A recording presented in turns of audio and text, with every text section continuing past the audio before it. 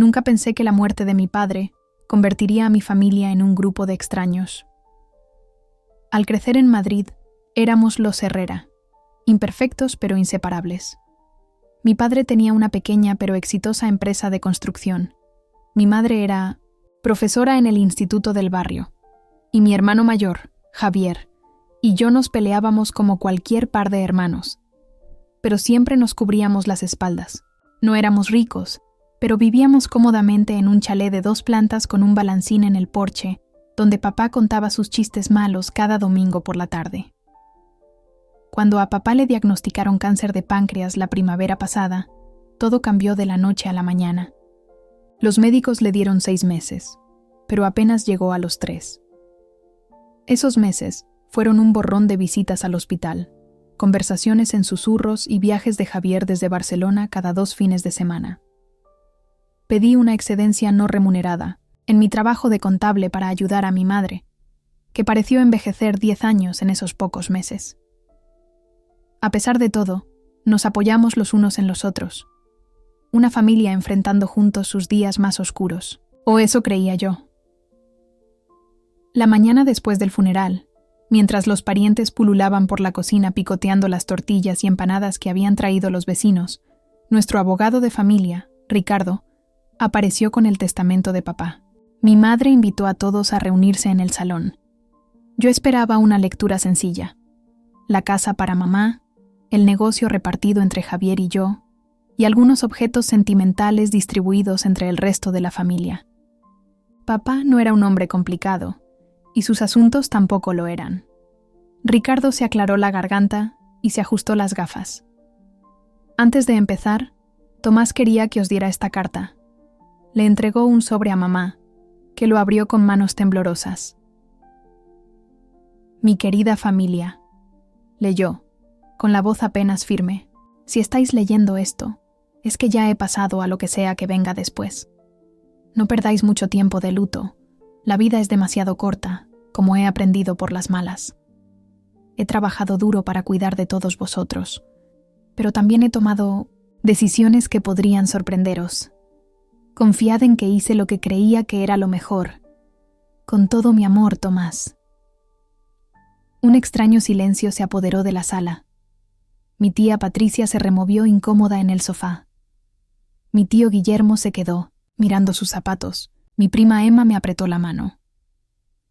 Entonces Ricardo empezó a leer el testamento, y todo se vino abajo. Papá le había dejado la casa a mamá, como era de esperar.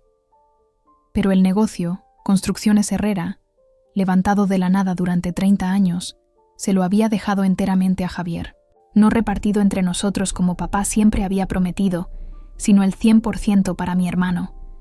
Sentí como si me hubieran dado un puñetazo en el estómago. Javier parecía tan sorprendido como yo. Su rostro perdió todo el color. Tiene que haber un error, dije, mirando alternativamente a Ricardo y a mamá. Ricardo se ajustó las gafas de nuevo. Me temo que no, Sara. Tomás fue muy claro en sus deseos.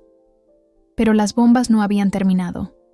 Aparentemente, papá había creado un fondo fiduciario para los 2 hijos de Javier, apartando 300.000 euros para su educación universitaria. Mi hija Sofía, de solo 5 años, no recibía nada. ¿Y Sofía?, pregunté, con la voz quebrada. Papá la adoraba. Era su única nieta. Mamá intentó cogerme la mano, pero la aparté.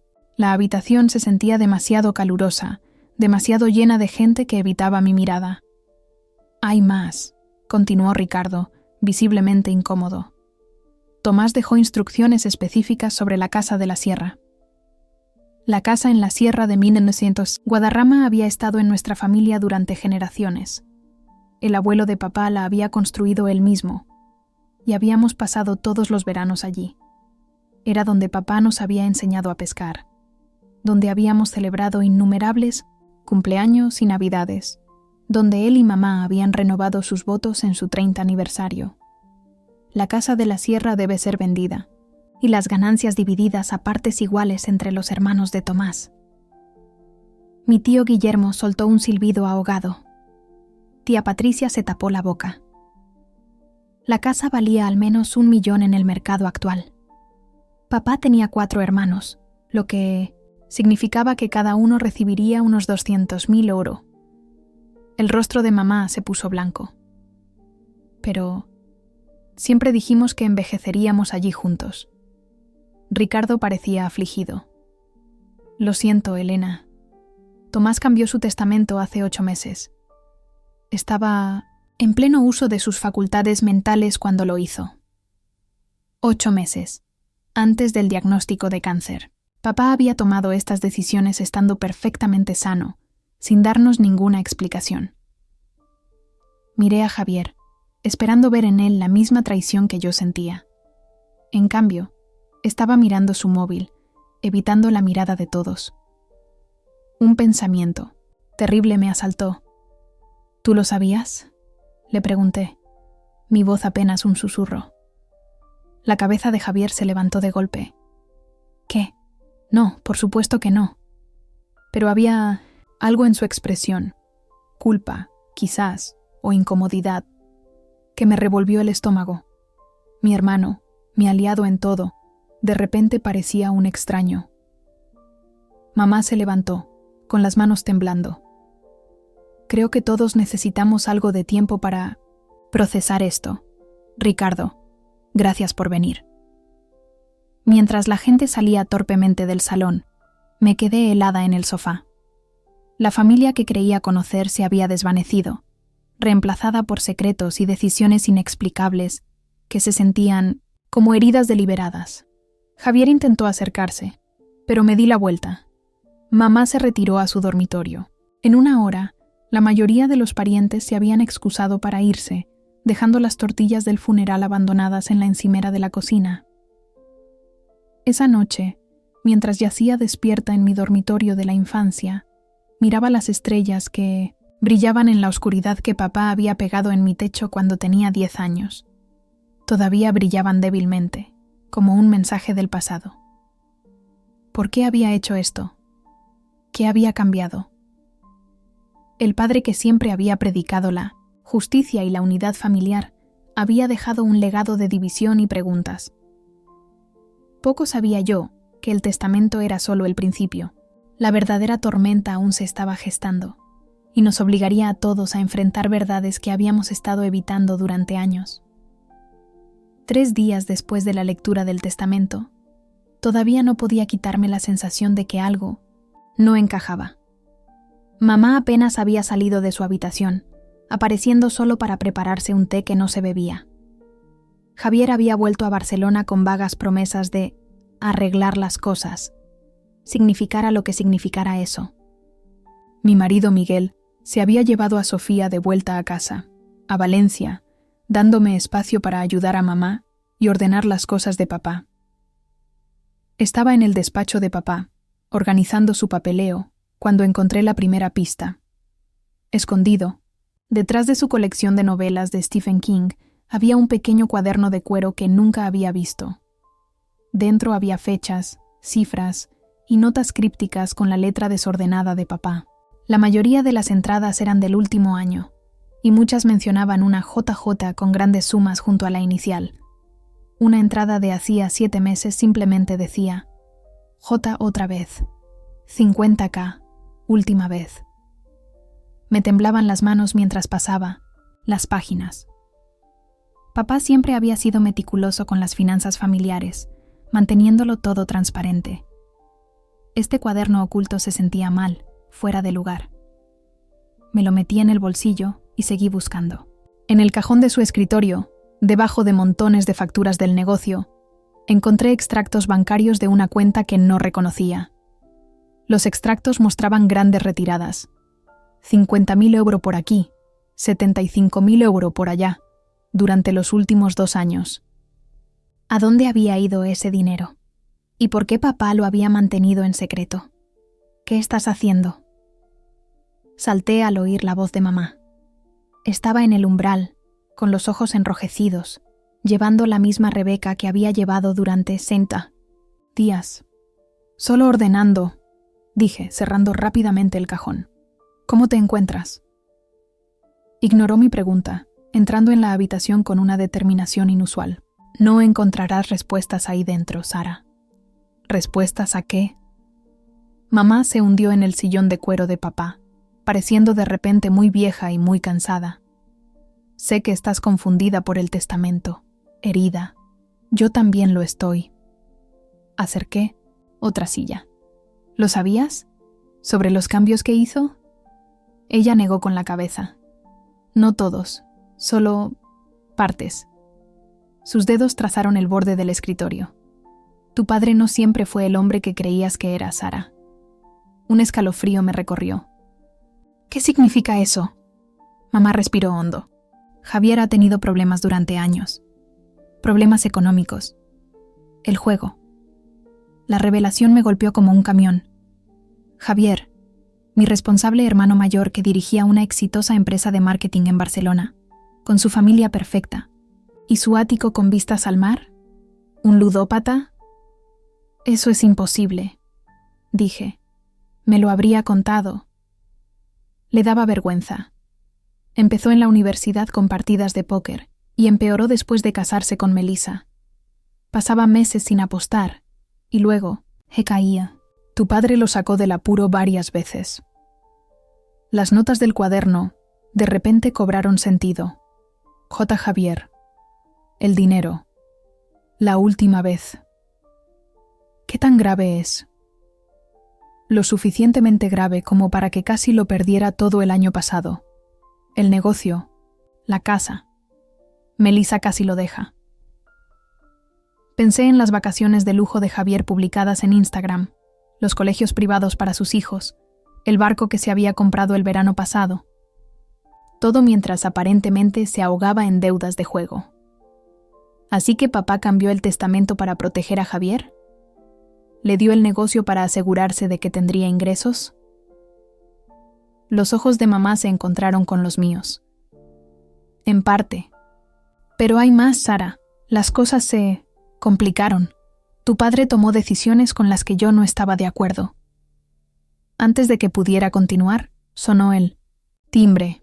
Por la ventana, vi el coche de Ricardo en la entrada. Le pedí que viniera, dijo mamá, levantándose. Hay cosas que necesitas saber, y yo no puedo ser yo quien te las cuente. Ricardo nos sentó en la cocina con carpetas que nunca había visto. Acuerdos de préstamo, estados financieros, documentos legales con la firma de papá. Tu padre vino a verme hace aproximadamente un año, explicó Ricardo. Estaba preocupado por las deudas de Javier. Había pagado varias pérdidas grandes de juego, pero Javier seguía recayendo. ¿Por qué nadie me lo dijo? Pregunté, el dolor atravesando mi confusión. Tomás quería protegerte, dijo Ricardo. Y estaba avergonzado. Sentía que había fracasado como padre. Pensé en el orgullo de papá, su énfasis en la autosuficiencia y la responsabilidad. Qué devastador debió haber sido ver a su hijo luchar contra la adicción. Pero eso no explica todo lo del testamento, dije. Lo del negocio, quizás. ¿Pero la casa de la sierra? ¿El fondo para la Universidad de Sofía? Ricardo y mamá intercambiaron una mirada que hizo que se me cayera el alma a los pies. La casa de la sierra no solo se vende para dar dinero a tus tíos, dijo Ricardo con cuidado. Tomás tenía deudas significativas propias. ¿Qué? Papá siempre fue cuidadoso con el dinero. Las manos de mamá temblaban mientras cogía su té. El negocio de la construcción llevaba años con dificultades, Sara. La economía, competidores más baratos. Tomás lo mantuvo en secreto. Usó nuestros ahorros para mantenerlo a flote. Luego, cuando Javier necesitó dinero, pidió préstamos contra la casa de la sierra, terminó Ricardo. La propiedad tiene que venderse para saldar esas deudas. La habitación pareció inclinarse. Mi padre, práctico, fiable, honesto hasta la médula, ¿había estado ocultando problemas financieros? ¿Había hipotecado nuestro legado familiar para rescatar a su hijo ludópata y el fondo para la Universidad de Sofía? Pregunté, temiendo la respuesta. Ricardo pareció genuinamente arrepentido. Se suponía que habría dinero para todos los nietos, pero la mayoría de esos fondos se usaron para el último rescate de Javier. La traición me dolió profundamente. No solo el engaño de papá, sino el de Javier. Mientras yo había estado viviendo modestamente, ahorrando cuidadosamente para el futuro de Sofía, mi hermano había estado dilapidando la herencia de sus hijos. ¿Y la mía? ¿Javier sabe todo esto?, pregunté. Mamá asintió. Tu padre se lo contó todo antes de cambiar el testamento. El negocio es de Javier, pero está en apuros. No es el regalo que parece. Es una responsabilidad, una oportunidad para arreglar las cosas. Y Javier aceptó esto. ¿Aceptar lo que debería haber sido en parte mío? No tenía mucha opción, dijo Ricardo. Era este acuerdo, o tu padre habría tenido que declararse en bancarrota. El apellido familiar, la reputación del negocio, todo se habría perdido. Me levanté. Necesitaba aire, espacio para pensar. A través de la ventana de la cocina, podía ver el jardín donde papá nos había construido una casa en el árbol. Nos había enseñado a cuidar el huerto. Había organizado innumerables barbacoas de verano. El arce donde nos hacíamos fotos familiares cada Navidad. Todos esos recuerdos ahora manchados por secretos. Necesito hablar con Javier, dije. Me debe la verdad. Mamá pareció alarmada.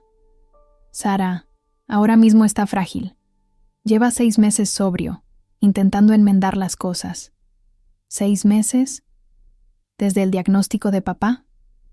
Ricardo asintió. La noticia fue una llamada de atención. Para él. Ha estado yendo a reuniones de jugadores anónimos, trabajando con un padrino. Me reí con amargura. Qué conveniente. Papá se pone enfermo, Javier encuentra la redención de repente, y a mí me toca recoger los pedazos.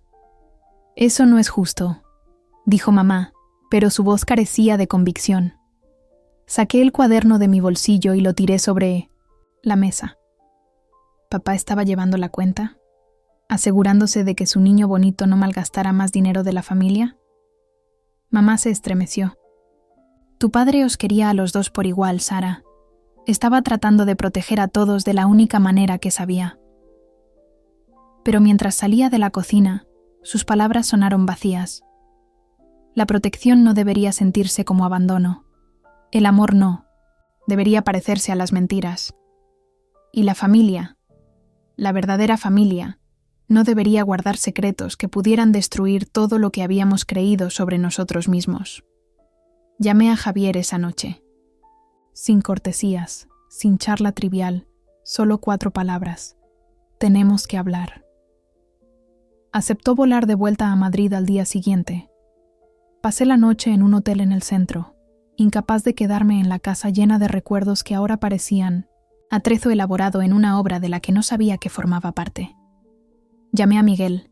Intenté explicarle lo que había descubierto, pero las palabras se sentían huecas, irreales. ¿Cómo le dices a alguien que tu infancia, tu narrativa familiar, se construyó sobre arenas movedizas? Nos encontramos en la cafetería de la Casa del Libro, un territorio neutral con suficiente ruido ambiental para tener privacidad. Javier tenía un aspecto terrible.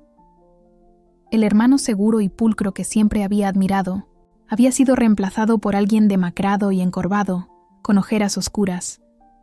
Había perdido peso y no llevaba la alianza. Melissa está en casa de sus padres con los niños, dijo, notando mi mirada.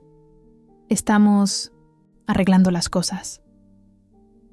Parece ser una especialidad de la familia, respondí, mi voz más cortante de lo que pretendía.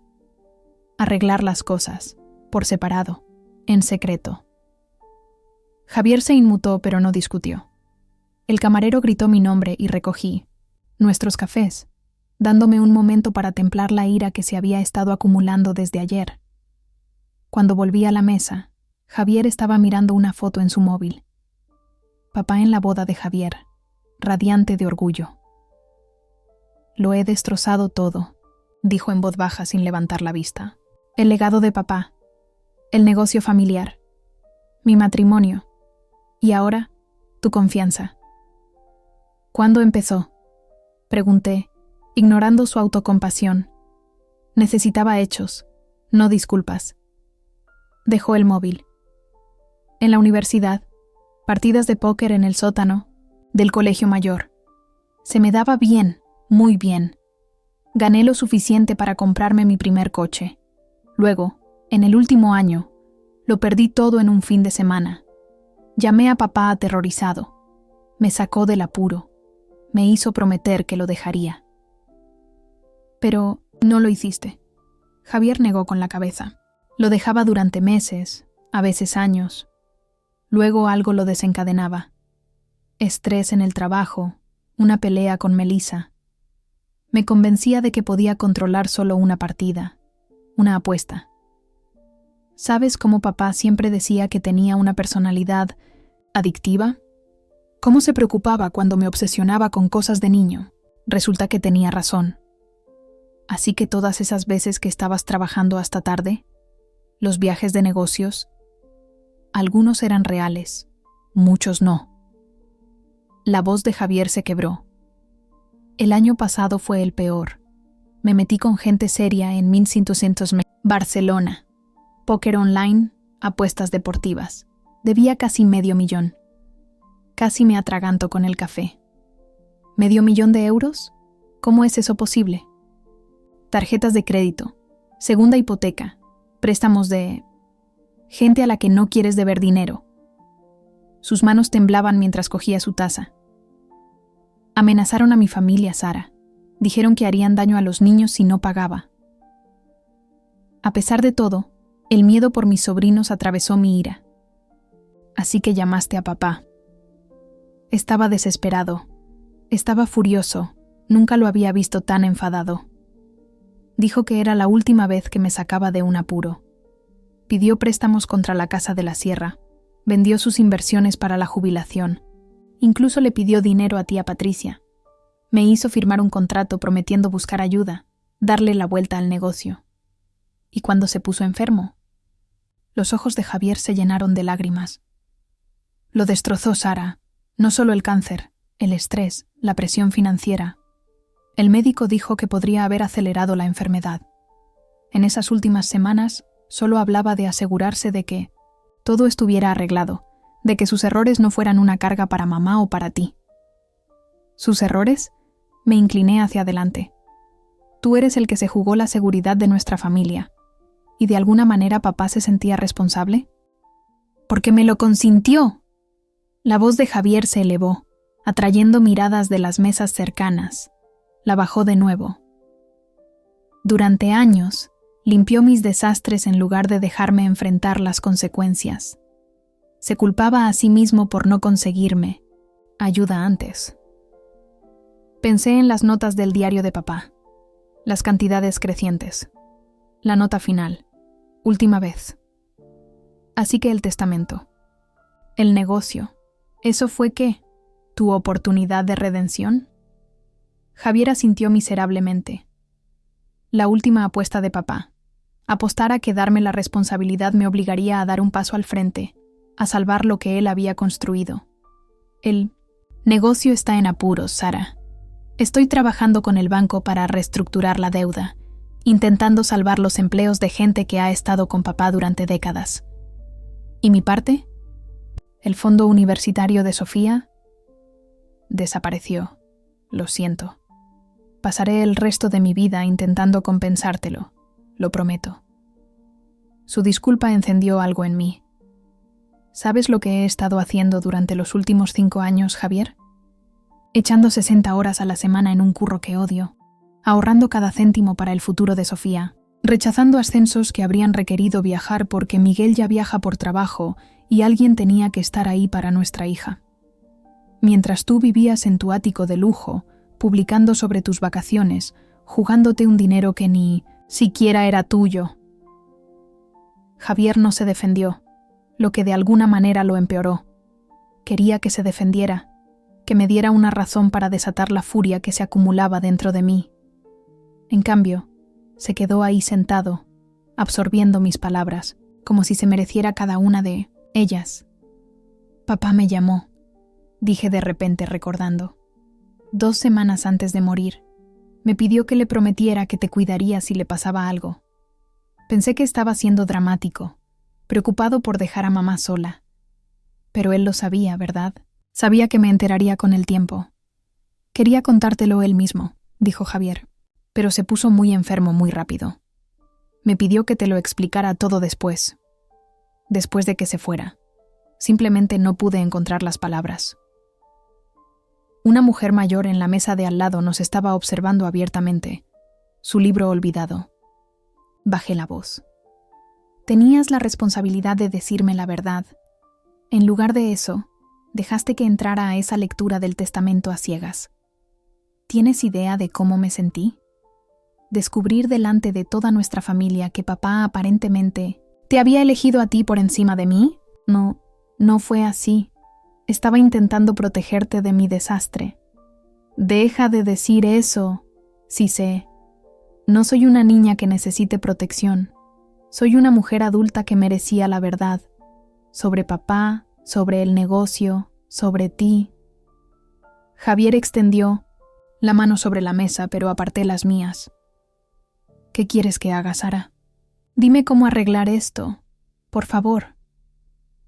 La desesperación en su voz me habría conmovido en otro tiempo. Ahora solo me agotaba. ¿Qué quería? Que nada de esto fuera real. Que papá estuviera vivo y fuera la persona que yo pensaba que era. Que el hermano al que había idolatrado fuera digno de esa admiración. Quiero que busques ayuda, dije finalmente. Ayuda de verdad. No solo durante unos meses mientras la crisis está fresca, sino para siempre. Quiero que seas honesto con mamá sobre todo. Y quiero que entiendas que la confianza no se reconstruye con una conversación. ¿Y nosotros? ¿Nuestra relación? Me levanté, cogiendo mi abrigo. No lo sé, Javier. Sinceramente, no sé si puedo superar esto. Ahora mismo, necesito espacio. Cuando me daba la vuelta para irme, me llamó. El funeral de papá es el sábado, el de la casa de la sierra, antes de que tengamos que venderla. ¿Vendrás? Me detuve, pensando en la casa de la sierra, el lugar de tantos hitos familiares, ahora a punto de pasar a manos de extraños por culpa de secretos y mentiras. Y sin embargo, también el lugar donde papá había sido más feliz, donde nuestra familia había estado completa. Estaré allí, por papá, dije, y por mamá. El resto, ya veremos. Al salir de la librería a la tarde lluviosa de Madrid, me sentí extrañamente más ligera. No curada, las heridas eran demasiado recientes para eso, pero con más claridad. La familia que creía tener se había ido, si es que alguna vez existió realmente. Pero quizás, solo quizás, podríamos construir algo nuevo sobre las ruinas. Algo honesto, aunque fuera imperfecto. Papá había hecho su última apuesta, apostando por la redención de Javier.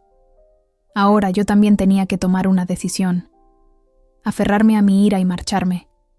O apostar yo también por el perdón y el amor desordenado y complicado que siempre había definido a los Herrera. El viaje en coche hasta la casa de la sierra se sintió más largo de lo habitual. Miguel se sentaba a mi lado, una mano en el volante, la otra descansando de forma tranquilizadora sobre mi rodilla. Sofía estaba en el asiento trasero, con los auriculares puestos, absorta en una película en su tablet. Habíamos decidido quedarnos en una posada cercana en lugar de en la casa misma. No podía soportar la idea de dormir bajo ese techo sabiendo que pronto pertenecería a extraños. ¿Estás bien?, preguntó Miguel mientras tomábamos la familiar carretera bordeada de pinos que llevaba a la casa. La verdad es que no, admití. Pero lo superaré. La presa apareció entre los árboles, la luz del sol danzando sobre su superficie a pesar de la sombría ocasión. Papá siempre decía que el agua curaba. No puedes estar triste cuando miras el agua, Sari. Uno de sus muchos dichos, que una vez fueron reconfortantes, pero que ahora se sentían como otra capa de una persona que ya no estaba segura de que fuera real. Ya había coches aparcados en el camino de grava de la casa. El Subaru de mamá, el 106, coche de alquiler de Javier, la furgoneta de tía Patricia y al menos una docena más. La mayor parte de la familia había llegado para lo que se llamaba una celebración de la vida, pero que se sentía más como un funeral por la casa misma. Miguel ayudó a Sofía a salir de su silla. A sus 5 años, no entendía del todo lo que estaba pasando, solo que la gente estaba triste y que nos despedíamos del abuelo otra vez, esta vez en el lugar donde le había enseñado a lanzar piedras al agua el verano pasado. ¿Está el tío Javi aquí?, preguntó, escudriñando los grupos reunidos en el césped. Se me encogió el corazón. A pesar de todo, Sofía adoraba a su tío, que siempre le traía regalos elaborados y pasaba horas construyendo castillos de arena con ella. Sí, cariño. Pero recuerda, él también está triste, así que seamos extra amables hoy, ¿vale? Asintió solemnemente, agarrando la piedra lisa que había traído, una que papá le había ayudado a encontrar el año pasado, para dejarla en su lugar de pesca favorito. La casa de la sierra tenía el mismo aspecto de siempre. Revestimiento de cedro desgastado, un amplio porche que rodeaba 3 lados, la enorme chimenea de piedra que el abuelo de papá había construido a mano. Las campanas de viento que habían colgado durante décadas tintineaban con la brisa. Mamá había plantado en las jardineras las petunias favoritas de papá. Su brillante color púrpura, un contraste con la reunión apagada. Tía Patricia nos vio primero, acercándose apresuradamente con esa energía ligeramente frenética que siempre llevaba. «Sara, Miguel, oh, y la pequeña Sofía, qué guapa estás hoy». Nos abrazó a cada uno por turno. Elena está dentro con el catering. Javier está en el embarcadero.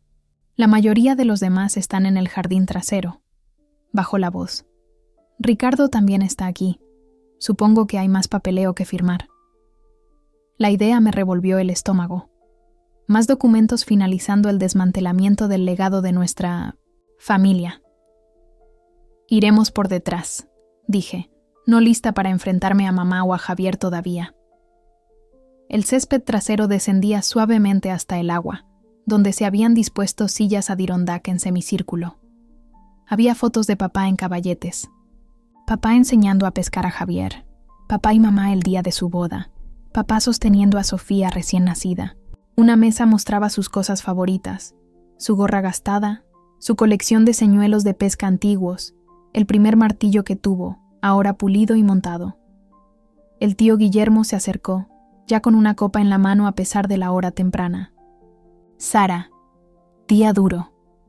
Asentí, sin fiarme de mi voz para hablar.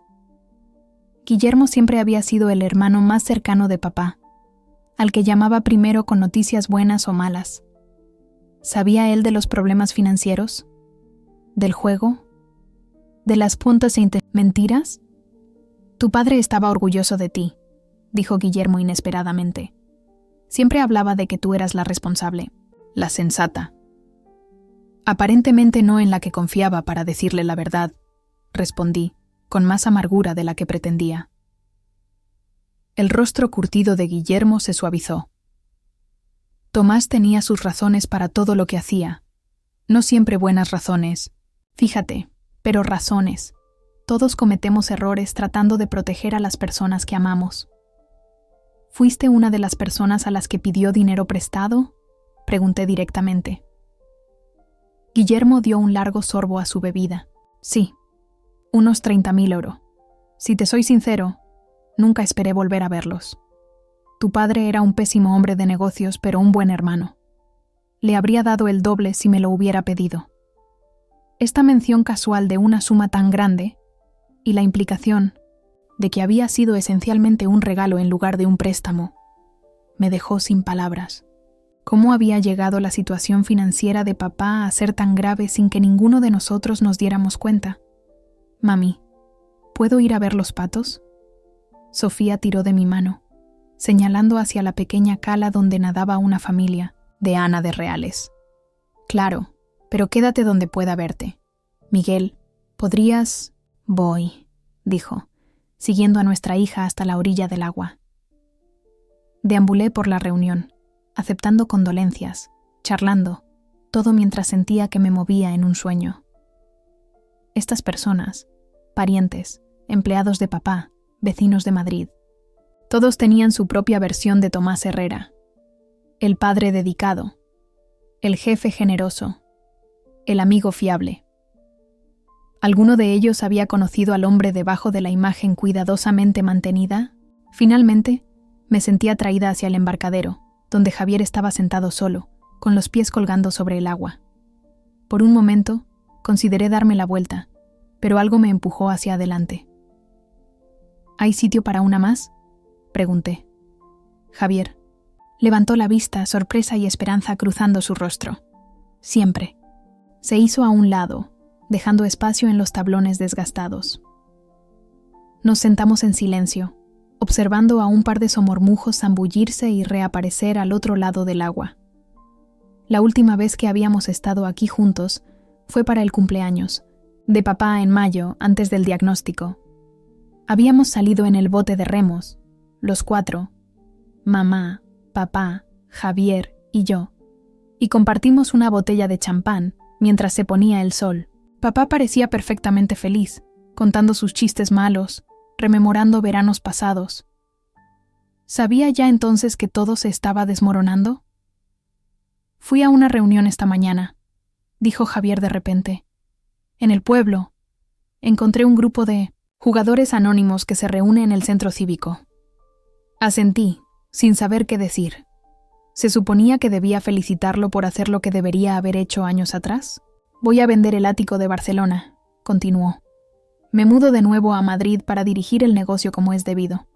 Melissa y los niños se unirán a mí cuando termine el curso escolar. Así que te está dando otra oportunidad. Javier miró fijamente el agua. Condicionalmente. Terapia. Semanal, reuniones de jugadores anónimos, transparencia financiera. Ella tiene acceso a todas las cuentas, y yo tengo un límite de gasto diario, como estar en libertad condicional en mi propio matrimonio. Suena justo, dije, incapaz de sentir mucha simpatía. Lo es. Más que justo. Cogió una pequeña piedra y la hizo rebotar sobre el agua. 5 botes perfectos antes de hundirse. He estado pensando en lo que dijiste, sobre papá consintiéndome en lugar de dejarme enfrentar las consecuencias. Tenías razón. Observé un pez saltar cerca, creando ondas que se expandían hacia afuera. No se trataba solo de ti, Javier. Papá tenía sus propios problemas con el dinero, con el orgullo. No quería que nadie supiera que el negocio estaba en apuros. ¿El gran Tomás Herrera admitiendo el fracaso? Nunca. Javier intentó una sonrisa que no llegó a sus ojos. Nos parecemos más de lo que a ninguno de los dos nos gustaría admitir. Un silencio cómodo cayó entre nosotros. El primer momento desde la muerte de papá que no se sentía cargado de resentimiento o dolor. Finalmente, Javier volvió a hablar. No. Puedo cambiar lo que pasó con el testamento. Pero he estado hablando con Ricardo para crear un fondo para Sofía con los futuros beneficios del negocio. No reemplazará lo que se perdió, pero centrémonos primero en salvar el negocio. Interrumpí. Asegurémonos de que esas personas que han trabajado para papá durante décadas conserven sus empleos. Desde el césped, la voz de mamá nos llamó, pidiendo a todos que se reunieran para el acto conmemorativo. Javier se levantó y me ofreció la mano. Tras un momento de vacilación, la tomé, dejando que me ayudara a levantarme. Mientras caminábamos de vuelta juntos, vi a Sofía y Miguel junto a la orilla. Mi hija estaba colocando con cuidado su piedra especial entre otras en lo que parecía ser un pequeño mojón que alguien había comenzado, una especie de monumento construido con pedazos de este lugar que nos había moldeado a todos. La celebración de la vida fue a la vez desgarradora y sanadora. Historias sobre papá que nos hicieron reír entre lágrimas, recuerdos compartidos, por personas cuyas vidas había tocado. Mamá habló maravillosamente de sus 42 años juntos, lo bueno y lo malo. Cuando fue el turno de Javier, habló de la fe inquebrantable de papá en las segundas oportunidades. Cuando llegó mi turno, me encontré hablando de las imperfecciones de papá, no con ira, sino con una nueva comprensión de que amar a alguien significa aceptarlo por completo, incluso las partes que nos hieren. A medida que la tarde se desvanecía, en la noche, la gente se fue marchando gradualmente, dejando solo a la familia inmediata. Encendimos una hoguera en la orilla, una tradición para nuestra última noche en la casa cada verano. Solo que esta era nuestra última noche para siempre. «Tengo algo para cada uno de vosotros», dijo mamá, sacando una pequeña bolsa de su bolsillo. «Tomás me pidió que os los diera aquí, esta noche». Nos entregó a Javier y a mí una pequeña caja de madera a cada uno. Dentro de la mía estaba el reloj de bolsillo de papá, el que su padre le había dado cuando se graduó del Vineland Instituto. «Pero esto debería ser para Javier», dije confundida. «Se supone que es para el hijo». Mamá negó con la cabeza. «Tomás fue muy específico. Quería que lo tuvieras tú, Sara. Mira dentro». Abrí el reloj. Grabadas en la caja interior había palabras que nunca había visto antes. El tiempo revela la verdad. El amor perdura. Javier abrió su caja para encontrar la alianza de boda de papá en una simple cadena de plata. «Dijo que te dijera que es un recordatorio de las promesas», explicó mamá. «Que vale la pena mantener algunas sin importar lo difícil que se ponga». Mientras el fuego crepitaba y las chispas se elevaban hacia el cielo estrellado, agarré el reloj de bolsillo, sintiendo su tic-tac constante contra mi palma. Papá había sabido que este momento llegaría, cuando las verdades que había ocultado serían reveladas, cuando la familia que había tratado tan desesperadamente de proteger se vería obligada a enfrentar la realidad. A la luz del fuego, estudié los rostros de lo que quedaba de los Herrera.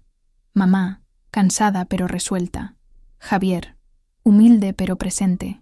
Miguel y Sofía, mi familia elegida. Estábamos rotos de formas que nunca había imaginado, pero quizás no irreparablemente. La casa de la sierra pasaría a nuevos dueños, llevando nuestros recuerdos en sus paredes. Pero quizás, lo que más importaba, no era la estructura en sí, sino lo que había presenciado. El amor, las luchas, el perdón, los principios y finales que conforman la historia de una familia. Regresar a Valencia, después del homenaje, se sintió como entrar en la vida de otra persona. La rutina familiar de despertadores, llevar a la niña al colegio y hojas de cálculo en el trabajo, parecía trivial en comparación con el terremoto emocional que acababa de experimentar. Seguí la rutina mientras mi mente permanecía en la sierra, repasando, conversaciones, buscando pistas que había pasado por alto a lo largo de los años. «Estás a 1000 kilómetros de distancia», comentó mi jefa, Diana, durante nuestra reunión semanal. «¿Todavía con temas familiares?» Asentí, agradecida por su comprensión. Me había tomado 3 semanas de baja, cuando a papá le diagnosticaron, otras 2 después de su muerte. Y ahora me costaba concentrarme en las proyecciones trimestrales y las reuniones con clientes. «Tómate el resto del día. Libre», sugirió. «Podemos reprogramar la presentación de Henderson». De camino a casa, tomé impulsivamente la salida hacia el mercado central en lugar de ir directamente a nuestro barrio de Ruzafa. La multitud de turistas y locales regateando por pescado fresco y flores me proporcionó un extraño consuelo. La vida continuaba en todo su ruidoso y colorido caos, mientras mi mundo interno todavía se estaba asentando en su nueva forma. Mi teléfono vibró con un mensaje de Javier. «Primera semana dirigiendo el negocio solo.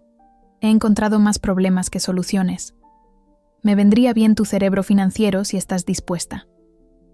Miré el mensaje, en conflicto. Una parte de mí no quería tener nada que ver con el negocio o los problemas de Javier. ¿No había causado ya suficiente daño? Pero otra parte, la que todavía llevaba el reloj de papá todos los días, sentía curiosidad. ¿Qué había dejado papá exactamente? ¿Qué tan mala era la situación en realidad? En lugar de responder de inmediato, llamé a mamá. Había decidido quedarse en Madrid en lugar de mudarse al apartamento más pequeño que había planeado originalmente. La casa se siente vacía, admitió. Pero es mi hogar, y no estoy lista para dejar los recuerdos todavía, buenos y malos. Javier me ha escrito sobre el negocio, dije, encontrando un banco con vistas al puerto. Dice que necesita ayuda. Mamá guardó silencio por un momento. La necesitas, Sara. Es peor de lo que tu padre dejó entrever. Las deudas, los contratos que no se cumplieron a tiempo. Algunos clientes amenazan con demandar. Ese no es mi problema, dije automáticamente, aunque incluso a mis propios oídos sonó mezquino. No, no lo es, coincidió mamá, sorprendiéndome. Tienes tu propia vida, tu propia familia de la que preocuparte. Pero te diré esto, tu padre creía en vosotros dos como equipo, la visión y don de gentes de Javier, tu perspicacia financiera y atención al detalle. Siempre decía que os complementabais perfectamente. Papá decía muchas cosas que resultaron no ser ciertas. Cometió errores, reconoció mamá, pero no se equivocaba sobre ti y Javier. Siempre habéis sido más fuertes juntos que separados. Después de colgar, me quedé sentada viendo los ferries cruzar el puerto, pensando en el reloj de papá en mi bolsillo. El tiempo revela la verdad. ¿Qué verdad me estaba perdiendo todavía? Esa noche, después de que Sofía se durmiera, le conté a Miguel sobre el mensaje de Javier. ¿Qué quieres hacer?, preguntó, siempre práctico, siempre apoyando. No lo sé. Una parte de mí quiere decirle que se las arregle solo. Después de todo, fue a él a quien papá le confió el negocio. Miguel lo consideró mientras doblaba la ropa, una tarea de la que se había encargado durante mis semanas distraídas por el duelo. Quizás esto ya no se trata de Javier o incluso de tu padre. Quizás se trata de esos empleados que han trabajado allí durante décadas, o de lo que podrías arrepentirte de no haber hecho dentro de 10 años. Me reí suavemente. ¿Cuándo te volviste tan sabio? Me casé contigo, ¿no? Y guiñó un ojo, lanzándome un par de calcetines. Más tarde esa noche, llamé a Javier. Le echaré un vistazo a las cuentas, dije sin preámbulos. Envíamelo todo, estados financieros, contratos, préstamos, nóminas. Pero no prometo nada, más allá de eso. El alivio de Javier fue palpable incluso a través del teléfono. Gracias, Sara. Te enviaré todo por correo electrónico esta noche. Lo que siguió fueron 2 semanas de noches en vela estudiando registros financieros que contaban una historia aún más preocupante de lo que había imaginado. La empresa de construcción de papá había sido rentable en su día, pero una serie de malas decisiones, ofertas demasiado bajas en grandes proyectos para vencer a la competencia, expandirse demasiado rápido durante un auge temporal de la construcción, invertir en equipos caros que ahora estaban inactivos, habían creado una situación precaria incluso antes de que entraran en juego las deudas de juego de Javier. Organicé todo en un informe completo, con proyecciones y posibles soluciones. Luego reservé un vuelo a Madrid. Javier me recibió en el aeropuerto, con un aspecto a la vez mejor y peor que en el homenaje. Mejor vestido y aseado, pero con nuevas líneas de estrés grabadas alrededor de los ojos. Melissa y los niños llegan la semana que viene, dijo mientras íbamos a la oficina. Encontramos una casa de alquiler no muy lejos de donde crecimos. ¿Cómo van las cosas entre vosotros?, pregunté, genuinamente curiosa. Javier suspiró. Día a día. Todavía está enfadada, todavía dolida, pero lo está intentando. Ambos lo estamos. Las oficinas de Construcciones Herrera parecían iguales desde fuera. El modesto edificio de una planta, que papá había comprado 30 años atrás, el letrero con su simple logo azul. Por dentro, sin embargo, el ambiente era tenso. La recepcionista, Marga, que había trabajado para papá desde antes de que yo naciera, Me dio un abrazo teñido de desesperación. «Gracias a Dios que estás aquí», susurró. «Te necesita». En Minimum, el despacho de papá, ahora de Javier, extendí mi análisis sobre el escritorio que había sido testigo de décadas de decisiones empresariales familiares. «No pinta bien», dije sin rodeos. «Estáis a 3 meses de la quiebra a menos que algo cambie drásticamente». Javier se pasó una mano por el pelo. Sabía que estaba mal, pero... El proyecto Chapman está perdiendo dinero porque papá ofertó casi un 30% por debajo. El contrato. Miller tiene cláusulas de penalización que están a punto de activarse porque vais con retraso, y el préstamo del Banco Nacional vence el mes que viene. Así que estamos jodidos. No necesariamente. Saqué otro juego de documentos. He esbozado 3 posibles caminos a seguir. Ninguno es fácil. Todos requieren sacrificio. Javier se inclinó hacia adelante.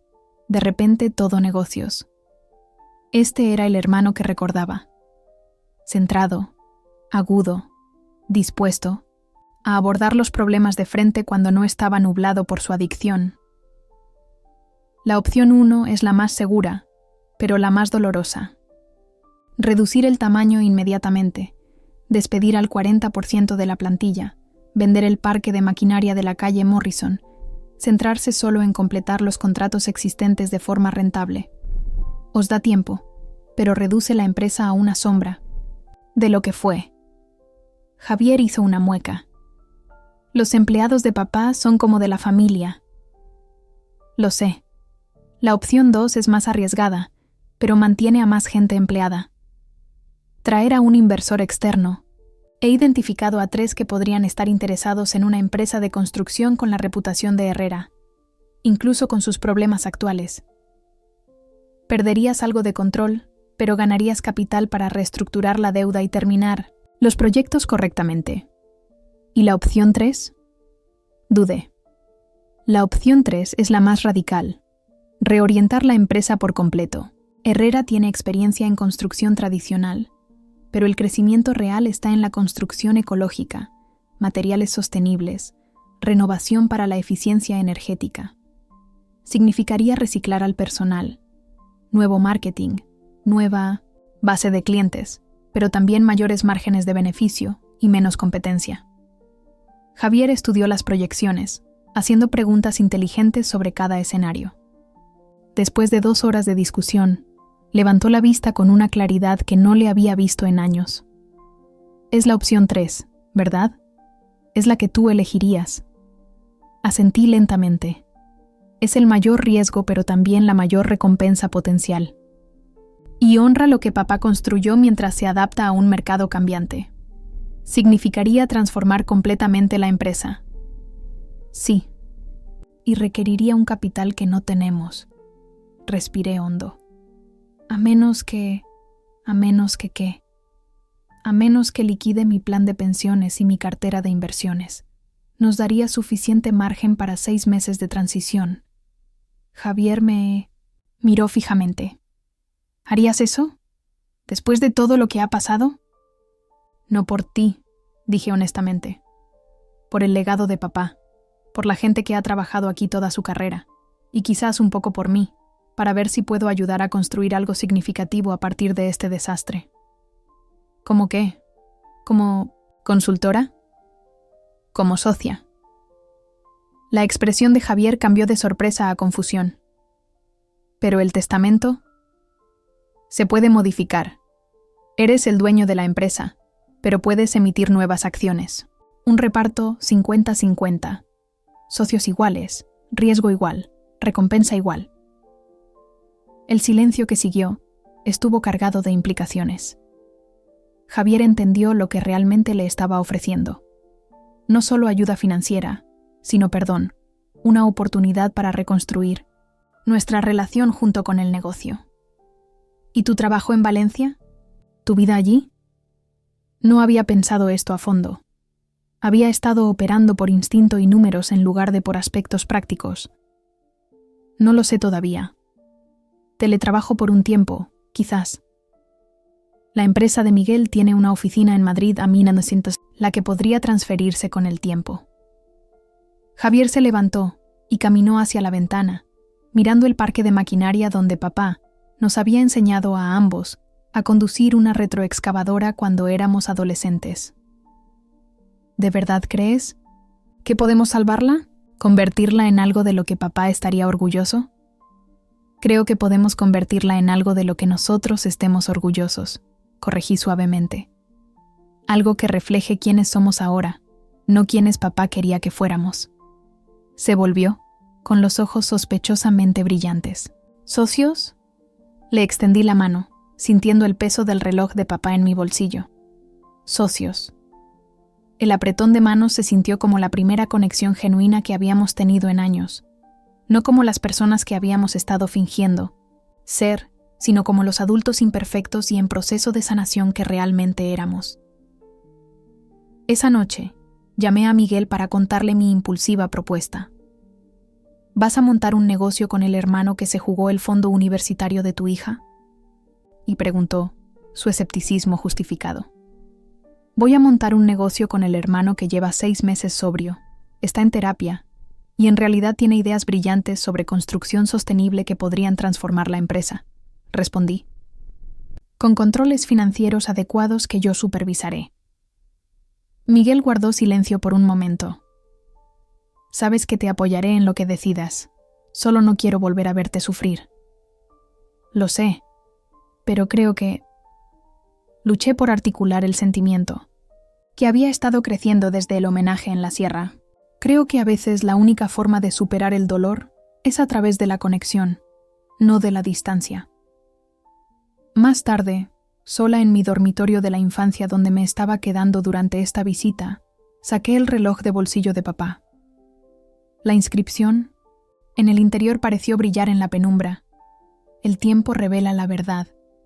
El amor perdura. Quizás la verdad no era solo sobre los secretos que papá y Javier habían guardado. Quizás también era sobre la fuerza de los lazos familiares. Cómo podían estirarse y deshilacharse, pero de alguna manera aguantar. Cómo el perdón no era un solo momento, sino un proceso. Cómo la confianza podía reconstruirse una conversación, difícil a la vez. No sabía si nuestro plan salvaría Construcciones Herrera. No sabía si Javier se mantendría sobrio o si estaba cometiendo otro error al confiar en él de nuevo.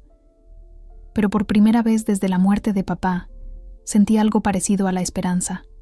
No por un regreso a lo que fue, sino por lo que aún podría ser. Un año después de la muerte de papá, estaba en medio de lo que una vez fue el parque de maquinaria de Construcciones Herrera, ahora transformado en el escaparate de Construcciones Sostenibles Herrera. Paneles solares brillaban en el techo del edificio de oficinas renovado. Un techo verde de demostración brotaba con plantas autóctonas sobre el taller. Donde antes se oxidaban las retroexcavadoras, ahora había un laboratorio de innovación de materiales donde probábamos y exhibíamos componentes de construcción ecológicos. Cuesta creer que sea el mismo lugar, dijo Miguel, de pie a mi lado. Se había transferido a la oficina de su empresa en Madrid hacía 3 meses y finalmente habíamos vendido nuestra casa de Valencia, comprometiéndonos por completo con este nuevo capítulo. A veces pienso que papá no lo reconocería, admití. Otras veces pienso que esto es exactamente lo que él habría querido, pero no podía imaginar por sí mismo. El último año había sido el más duro de mi vida, emocional, financiera y logísticamente. Miguel, Sofía y yo habíamos vivido en un apartamento diminuto mientras íbamos y veníamos de Valencia, encontrando finalmente una casa modesta en Madrid no lejos de donde se habían instalado Javier y Melissa con sus hijos. Había liquidado mis inversiones como estaba previsto, invirtiéndolo todo en la transformación del negocio. Javier había vendido su barco, su coche de lujo, cada símbolo del estilo de vida que había mantenido a través de la deuda y el engaño. Los primeros meses habían sido especialmente brutales. Tuvimos que despedir a 12 empleados, manteniendo solo a aquellos dispuestos y capaces de reciclarse para nuestra nueva dirección. Perdimos algunos clientes de toda la vida confundidos por nuestro giro. Hubo noches en las que me quedé despierta, preguntándome si había cometido el mayor error de mi vida, arriesgando la seguridad financiera de mi familia por un hermano que ya me había traicionado una vez. Pero lenta y minuciosamente, la nueva visión tomó forma. El carisma natural de Javier y su genuina pasión por la construcción sostenible atrajeron a nuevos clientes que buscaban reducir su huella ambiental. Mi cautela financiera nos impidió sobrecargarnos a medida que crecíamos. Juntos, construimos algo que ninguno de los dos podría haber creado solo. «Mamá está aquí», dijo Miguel, señalando hacia el aparcamiento donde entraba el Subaru de mamá. Traía a Sofía y a los hijos de Javier de una tarde en el Museo de los Niños, una de las muchas formas en que nuestras familias se habían vuelto a entrelazar. Observé cómo mi hija corría hacia mí, sus rizos oscuros rebotando, su sonrisa amplia. A los 6 años, se había adaptado a la mudanza con la resiliencia que los niños de alguna manera poseen, creando rápidamente un vínculo con sus primos y abrazando Madrid como si nunca hubiera vivido en otro lugar. «Mami, hicimos robots que podían dibujar», exclamó, rodeando mi cintura con sus brazos. Mamá se acercó más, lentamente, con mejor aspecto que en meses. El duelo todavía estaba allí, siempre estaría allí, pero ya no la definía.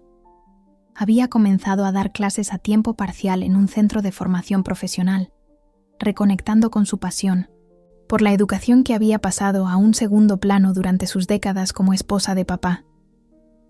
«El lugar se ve increíble», dijo, asimilando la transformación.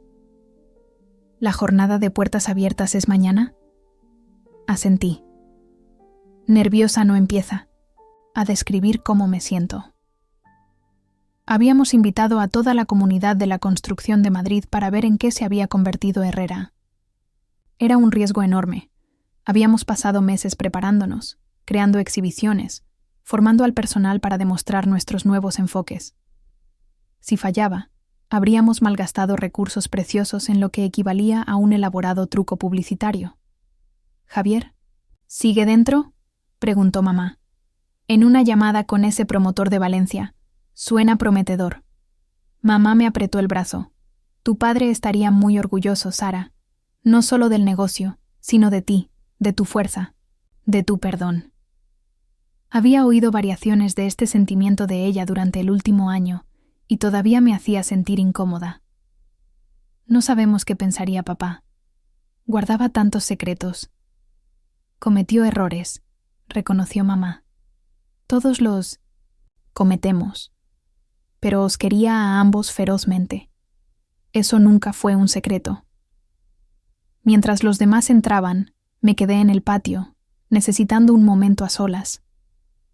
Mi teléfono vibró con un mensaje de Melissa. «¿Vino y pizza en nuestra casa después? De que los niños se acuesten. Necesito desesperadamente conversación de adultos». Sonreí. La relación entre Melissa y yo había sido otro desarrollo inesperado del último año. Lo que comenzó como cortesía incómoda se había convertido en una amistad genuina. Nos habíamos unido por la experiencia compartida de estar casadas con hombres Herrera, con todas sus fortalezas y defectos. Javier salió de la oficina, con aspecto cansado pero satisfecho. «Promotores Anderson se apunta. Quieren que nos encarguemos de todos los elementos sostenibles de su nuevo complejo de apartamentos. Podría ser nuestro mayor contrato hasta la fecha». «Eso es fantástico». Lo dije sinceramente. La vieja ventaja, competitiva entre nosotros, hacía tiempo que se había atenuado por la lucha compartida. Él asintió hacia mi teléfono vibrante. «¿Todo bien?» Solo Melissa invitándonos a su casa más tarde. Javier sonrió. «Todavía me sorprende que os llevéis tan bien ahora». «Es más fácil tratar con ella que contigo», bromeé. Se sentía bien bromear con él de nuevo, encontrar el camino de vuelta a la fácil relación de hermanos que una vez habíamos dado por sentada. Caminamos juntos hacia la oficina, donde nuestras familias esperaban. Javier se detuvo en la entrada, con la mano en la puerta. «¿Sabes? Casi salgo corriendo. El primer día que viniste a ver las cuentas, cuando expusiste lo mal que estaban las cosas, tuve un momento de pánico puro. Pensé en meterme en el coche y conducir hasta llegar a la frontera con Portugal. ¿Qué te detuvo? Consideró la pregunta seriamente. La forma en que mirabas, los números como si fueran un rompecabezas que resolver, no una sentencia de muerte, como si realmente creyeras que podíamos arreglarlo. Y supongo que querías ser la persona que creías que podía ser, en lugar de la persona que había sido. Sus palabras tocaron algo profundo dentro de mí, no solo sobre Javier, sino sobre papá, sobre la familia, sobre las historias que nos contamos a nosotros mismos y a los demás. ¿Recuerdas ese mojón en la sierra? Pregunté de repente. ¿El montón de piedras que la gente construyó en el homenaje a papá? Javier asintió. He estado pensando en eso últimamente. ¿Cómo construimos las cosas piedra a piedra? Relaciones, negocios, confianza. Una pieza, a la vez, encontrando el equilibrio adecuado. Algunas piedras son más pesadas que otras, dijo Javier en voz baja, pero todavía pueden encajar, si las colocas con cuidado. Nos quedamos en un silencio cómodo, ambos pensando en el año que pronto habíamos dejado atrás y en los años venideros. El negocio aún no estaba totalmente seguro. Todavía teníamos deudas, todavía enfrentábamos desafíos. Pero por primera vez me sentía segura de nuestros cimientos. Dentro, Miguel estaba ayudando a mamá a preparar los refrescos para la jornada de puertas abiertas de mañana. Sofía y sus primos estaban dibujando en las grandes pizarras blancas que usábamos para la planificación de proyectos, sus garabatos infantiles un colorido contraste con nuestros diagramas profesionales. ¿Todavía lo llevas?, preguntó Javier. De repente. Saqué el reloj de bolsillo de papá de mi chaqueta, su peso familiar un consuelo. Todos los días. El tiempo revela la verdad, citó Javier la inscripción. ¿A qué verdad crees que se refería papá? Había reflexionado sobre esta pregunta innumerables veces durante el último año. Quizás que la verdad no es una cosa simple. Es estratificada, complicada. La verdad sobre papá es que era tanto el hombre que pensábamos que era como alguien completamente diferente. La verdad sobre ti incluye tanto tus errores como tu recuperación. La verdad sobre mí es que eres terca como una mula, sugirió Javier con una sonrisa. Me reí, entre otras cosas. Desde el otro lado de la sala, Sofía gritó: «Mamá, ven a ver lo que he dibujado». Mientras me movía hacia mi hija, sentí el tic-tac del reloj contra mi palma. Papá se había ido. La casa de la sierra pertenecía a otra familia ahora. Y el negocio que había construido se había transformado en algo nuevo. Sin embargo, de alguna manera, las verdades esenciales permanecían. Que la familia era tanto nuestra mayor vulnerabilidad como nuestra mayor fortaleza. Que el perdón era una elección que hacíamos todos los días. Que el amor, en todas sus formas imperfectas, perduraba. Mañana abriríamos nuestras puertas a la comunidad, mostrando al mundo en qué se había convertido Herrera. Pero esta noche era para pizza y vino con las personas que habían caminado a través del fuego con nosotros, que nos habían visto en nuestro peor momento y nos habían ayudado a ser mejores. «Voy», le grité a Sofía, guardando el reloj en el bolsillo y adentrándome en la calidez de la habitación, dejando las sombras del pasado donde pertenecían, reconocidas, pero ya sin controlar el presente ni definir el futuro que estábamos construyendo, piedra a cuidadosa piedra,